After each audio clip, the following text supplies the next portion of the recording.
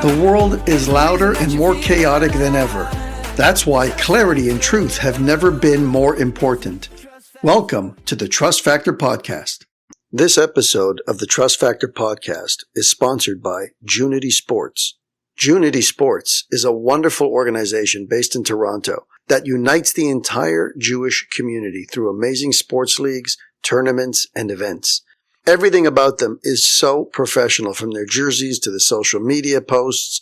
It's beautiful to see how they unite Jews of all backgrounds on and off the court, and they spread Jewish pride across the entire city. Registration for summer leagues is now live with soccer, basketball, hockey, flag football, and even pickleball options. Amazing sponsorship opportunities are available. I should know, my wife and my son are proud sponsors through Revo Homes, the business that they run. So if you're in business and you're looking for top-tier exposure, leads for your business, and an impact in the community, then check them out today at junity.ca.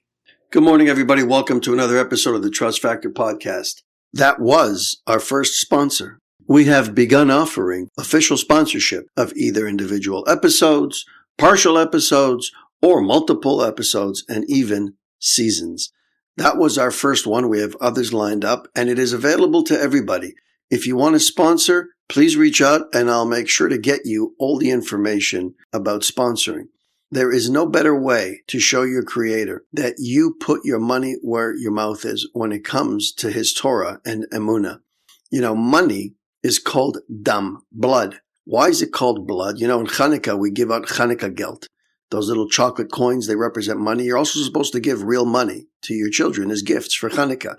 That's called Demei Chanukah, the blood of Hanukkah. Why is money referred to as dam? And the answer is because it is your lifeblood. You are exchanging the hours that you have in this world for money. When you go to work and you put in 8 hours, 10 hours, whatever it is, your paycheck is remuneration for your time. And time is your life. You cannot create more of it. When you run out of time, you run out of life. And therefore, money becomes your most prized possession because it's the most meaningful for you. That's why so many people have a hard time parting with it. It makes sense. So when you take that hard-earned money, that prized possession, and you put it right back into Torah, He who gave you time, He who gave you life, and you use that money to be able to support Him and His message, there's no greater demonstration or display of emunah than that. Let's get into Pirkei Avot, my friends. Rabbi Yehoshua said that an evil eye, the evil inclination, and hatred for mankind removes an individual from this world. There's so much to unpack, guys. It's one sentence. But just like the rest of the Torah, you don't even need a sentence. Sometimes you just need a word.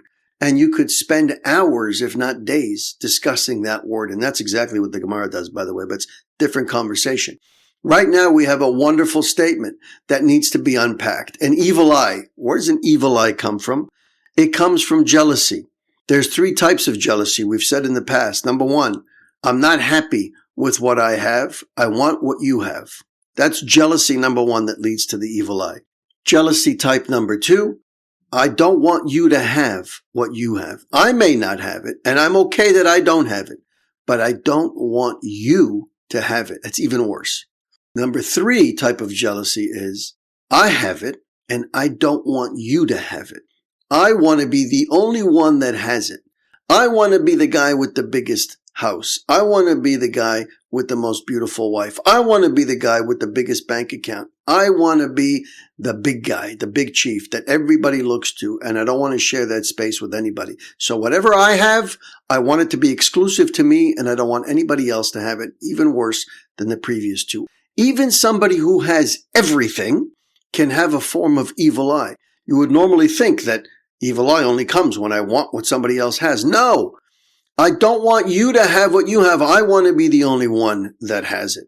Terrible, terrible traits. In fact, Pirkei Avot says it is the most evil trait that somebody can have is evil eye. But the good news is the following. If you think that you're on the receiving end of the evil eye, all you need to do is stop believing in it, because it only has as much power as you attribute to it. It will only go as far as you allow it to go. If you don't believe that somebody can have evil eye on you, and that's very easy because Hashem runs the world, let's not forget, what you have is perfectly crafted for you, and there is nothing better for you than what you have. So how can some random individual come and impact what you deserve, what you need in order to achieve your purpose in this world? And the answer is they can't, unless you allow them to, by believing in this concept of evil eye, by being weak of character, because that's really what it is. It's a weakness in character, that you don't have emunah, you don't recognize where everything comes from. And as soon as you get to that point where, God forbid, you don't recognize it, and you think that somebody else can overcome Hashem's decrees, then you open up the opportunity for evil eye, and then be careful, because he will allow it to happen. We've said that many times. The evil inclination is the result of the evil eye. Once I've already established that I'm not happy because you have something that I want, or because I don't want you to have something that I have, suddenly my evil inclination comes out and it becomes the controller. It makes me do the things that I do and think the things that I think, which are always going to be the wrong ones, always going to be negative. That's the evil inclination. It is a direct result of the evil eye. And hatred for mankind. How does somebody start to hate mankind? Easy. If I am jealous of them, if I feel like I deserve it and I don't get it, why do they get it? Or if I feel like I'm the only one that deserves it, I work hard, nobody else does, they don't deserve it, yet they get it also, then my evil inclination works overtime and I'm busy being miserable. And at the end, I end up hating everybody. And you know what else happens? They hate me because I've brought that negativity into the world. And it all starts with jealousy, with that evil eye. So what ends up happening is it removes you from the world. Nobody interacts with you, and you can't interact in a civilized society because you are upset at the whole world. You don't have to look hard to find this. If you look around, you see that a lot of people, especially later on in life, when things haven't worked out for them, when they've had a difficult, challenging life, making money or dealing with illness or not having children or all these different things that affect so many of us every day. That's life. We're tested every single day. And when things don't work out for us, we have one of two choices. We either look up to Hashem and say, thank you. Thank you, Hashem. I get it. It's not supposed to be.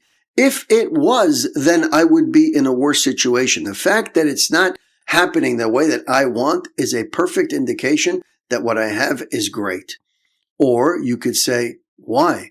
How come you hate me so much? Or God forbid, there is no God. How can there be a God if I work so hard and I don't have what to show for it? How can there be a God if everybody else is healthy and I'm always sick? How can there be a God if, and then you put whatever you want after that?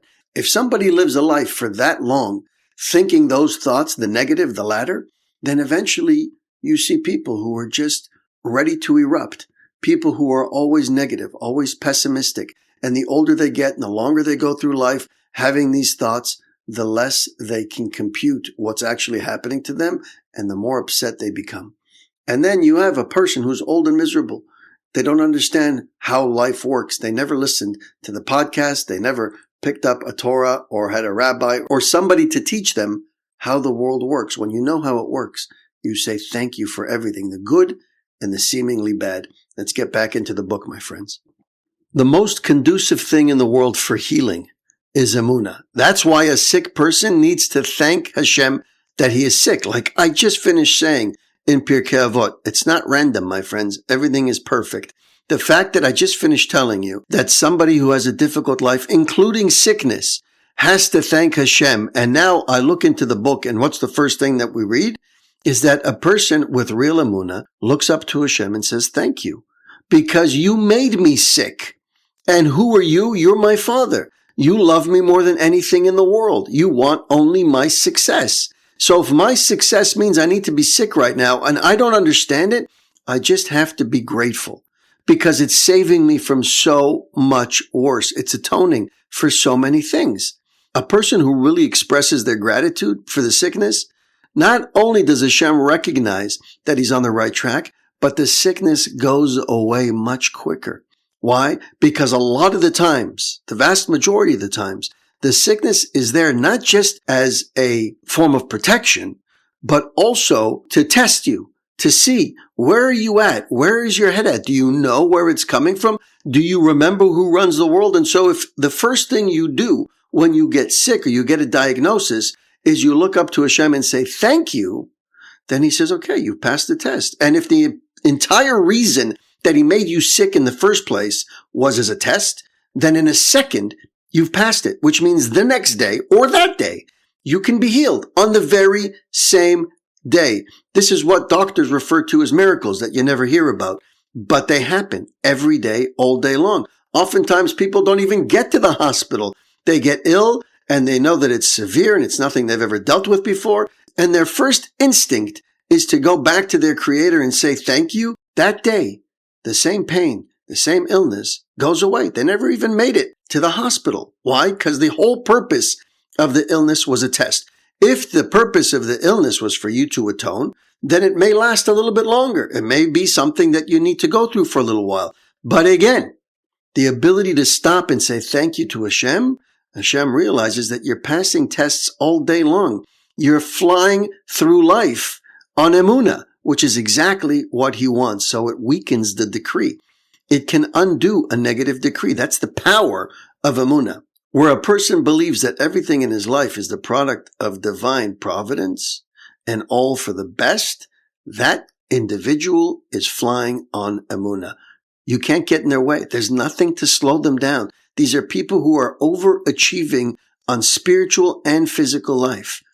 The rabbi gives a story, Rabbi Arush, in the book. He says one of his students, a basic trainee, a guy starting out in his path of emunah, was learning with Rabbi Arush. And he was sick for many years, suffering immensely, a real serious illness. Nothing he tried helped him, not even atonement and prayer. Then he heard the rabbi's lesson on gratitude, which I've spoken about multiple times about the power of being grateful, which clarified the point that since everything is for the best, one needs to profusely thank the Creator for his tribulations and deficiencies, including your illnesses, with a whole heart.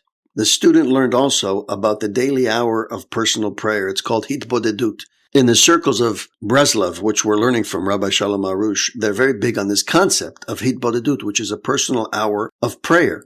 Not necessarily formal. In fact, it's the exact opposite. It's finding a field and a quiet place and being in nature and just sitting and meditating and connecting to Hashem with your own words through your heart. That's hitbodedut, very important. So the student hears about it. And as a result, he decides to devote his entire daily hour to gratitude. Instead of just talking to Hashem about all kinds of things, the things that he needs, he decided that entire hour is going to be just thanking Hashem. And he thanked him daily for his years of being sick and for all of the suffering. He understood that Hashem was doing all of this for his best, that it was part of his soul's correction. This was a serious illness, and that this was a catalyst. This illness was a catalyst to bring him closer to Hashem. And every day he would stand before Hashem and would thank him, not even asking him for a cure. He accepted it with a whole heart. And he said, thank you, Hashem, for making me sick. I don't understand it, but that's okay. I don't need to understand it. I know where it's coming from, and I know it's the best. And what happened? Within 2 weeks, his sickness disappeared with no medicine, no treatment, no ploys. He had suffered for years, and nothing had helped until he started to say thank you. Gratitude is the height of emunah, since a lack of emunah is one of the main causes of serious illness to people. The opposite, which is a strong emunah, is strongly conducive to good health. The only suffering a person has in this world is when his emunah is taken away from him. As long as a person believes that everything is from the Creator and all is for his best, he doesn't feel any suffering. Therefore, by strengthening oneself in emunah, harsh decrees are nullified and a person has no tribulations. That's why a sick person must ask the Creator to give him emunah, that everything is for the best, enabling him to wholeheartedly thank the Creator. So the message is, my friends, don't ask for healing. Don't ask for the medicine. Don't ask for the best doctor in the world. Don't ask for the best lawyer in the world. Don't ask that Hashem should send you an intermediary in this world to help you. No. All I need you to send me, Hashem, is emunah. Please give me the ability, open my eyes to see without a doubt that you run the world and that everything that you do for me is perfect, not just good, but perfect, and that I should be content with everything, the good and the seemingly bad. It's seemingly bad because I don't understand it, but I need to be okay with the fact that I don't understand it. That is the definition of emunah. And when you can turn to your Creator and say thank you with a whole heart and mean it from the bottom of your heart and be grateful for the fact that, God forbid, you're dealing with a very serious illness that might be terminal, then Hashem says, you got the message. I don't need to punish this individual. I don't need to drive it home anymore. It's done. He's passed the test. And he quickly removes it from you, just like the student to the rabbi, suffering his whole life with severe illnesses, always wondering why it happened to me, why not to other people, why can't I be cured from this, finds out about this concept of emunah, finds out about the concept of hitbodedut, of an hour of personal discussion with your Creator, and attributes the entire hour for 2 weeks to just saying thank you and making it a part of who he is. And suddenly it all goes away. Why? It's the same reason, by the way. Oftentimes you will find that a young couple gets married and they want to have children and it doesn't work. They're trying for months and sometimes years and they can't have children. And do you know what ultimately happens? It happens when they go on vacation, or it happens when they finally resign to the fact that they're not going to have children, or after they've gone for treatment and they had a child using IVF. And suddenly they go from 1 child to having 5 in no time, all naturally. Why? What changed? I know people, by the way. Same story. Couldn't have children for a long time, went through all kinds of treatment, spent all kinds of money, had 1 child, and before you know it, they had 5 children. How? What changed? And the answer is they resigned. They accepted the outcome, number 1, or they had a child. So now the stress is gone. They're no longer worried about controlling outcomes. And so once they've already had a child, they're no longer concerned that they're never going to have children. And so therefore, they stop trying to control. And suddenly, guess what happens? Hashem says, I can send them more children now because it's not them. They don't feel like they are the be-all, end-all. They know now that they control nothing. So now I can give them their children. Even though they may not understand that it comes from Hashem, it's caused them to recognize that they don't control anything and that they are at the mercy of a system. And once they've understood that and they relax their guard and they start to understand that they themselves are not in control, then it's a big lesson. And Hashem says, okay, now I can give you children. That's the idea on a physical level, on an emotional level, where you can detach from the desire for control, that you think you're going to control outcomes. And therefore, as soon as you do that, as soon as you relax, you start to receive the things that you've been holding out for so long. That's part of it. But at the end of the day, it all comes down to Hashem. Do you believe that He runs the world? Do you know that it's all for your best? And if you do, then the floodgates open and you receive all of the things that you desire. Have an amazing Shabbat, my friends, and we'll speak again on Sunday. Thank you for spending time with us on the Trust Factor podcast. If you've heard something today that moved you, save this episode and share it with someone who might need to hear it. Be sure to subscribe so you don't miss upcoming conversations that challenge, empower, and uplift. And if you're on social media, connect with us. Leave your thoughts. Drop a quote that resonated with you. Hashtag the Trust Factor podcast. Until next time, keep growing in your trust and keep living with purpose. I'm Jesse Revivo, and this has been the Trust Factor Podcast. Thanks for listening.